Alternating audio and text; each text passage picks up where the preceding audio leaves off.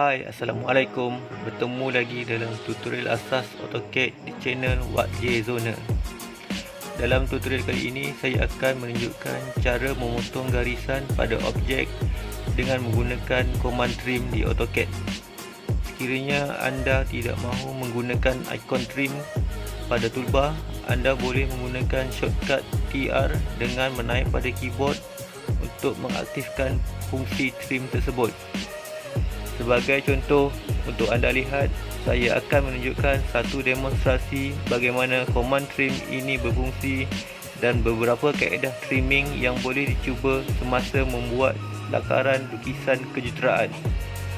Mengikut pengalaman saya, kaedah trimming boleh dibahagikan kepada 3 cara. Pertama, dengan memilih semua objek kemudian trim. Kedua, pilih sebahagian objek untuk ditrim dalam pada masa yang sama mengekalkan bahagian objek yang lain. Kaedah yang terakhir dan paling mudah ialah dengan menekan enter atau spacebar atau klik kanan 2 kali kemudian trim di bahagian yang dikehendaki.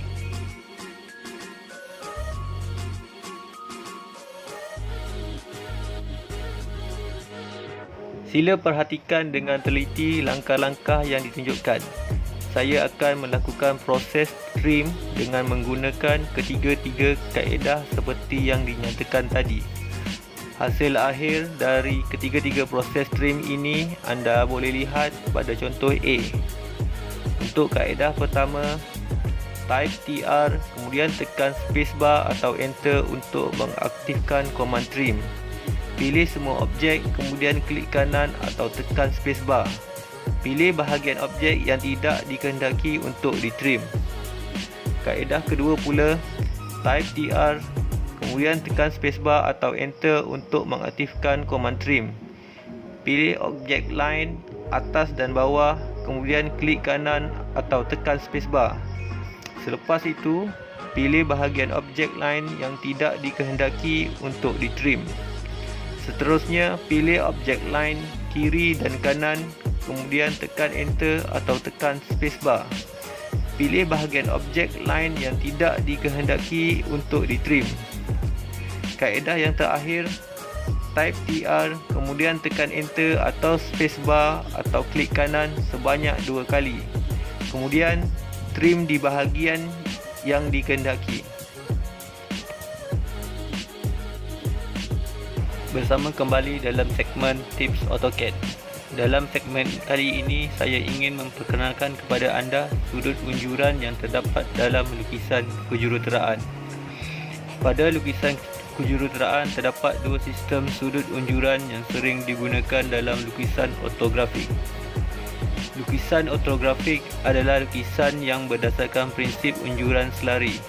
Sistem lukisan ini menggunakan 2 atau lebih pandangan atau memberi maklumat dan penghuraian yang lengkap mengenai bentuk objek yang dilukis.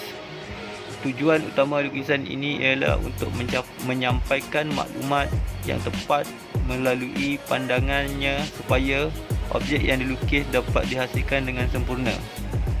Ia juga boleh dihasilkan dengan lukisan berbantu komputer, iaitu CAD.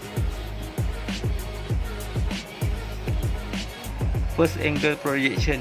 Unjuran ini merupakan yang terawal dan tertua digunakan dalam lukisan kejuruteraan.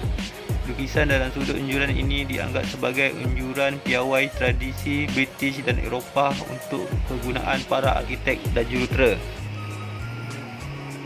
Third angle projection pula adalah unjuran sudut ketiga, kadang-kadang dikenali juga sebagai unjuran Amerika. Ini penggunaannya sangat luas di serata dunia. Perbezaan di antara unjuran sudut pertama dan sudut ketiga adalah pada susun atur kedudukan pandangan plan, hadapan dan sisi yang berlainan. Untuk mengelakkan kekeliruan pada pembaca lukisan, satu simbol lukisan unjuran diperkenalkan seperti yang anda lihat dalam video ini. Simbol ini lazimnya ditempatkan pada bahagian penjuru sebelah kanan title block pada kertas lukisan. Sekiranya anda bercita-cita untuk menjadi seorang pelukis plan, arkitek atau jurutera, anda wajib mengetahui asas-asas unjuran yang terdapat pada lukisan ortografik. Terima kasih kerana menonton. Diharap tutorial itu tadi sedikit sebanyak dapat membantu anda memahami bagaimana koman yang terdapat pada AutoCAD berfungsi atau digunakan. Untuk mendapatkan info atau tutorial terbaru tentang CAD, jangan lupa subscribe, like dan share channel YJ Zona. Sekiranya ada sebarang pertanyaan tentang AutoCAD atau perkara yang berkaitan dengan CAD, majukan pertanyaan anda di ruang komen.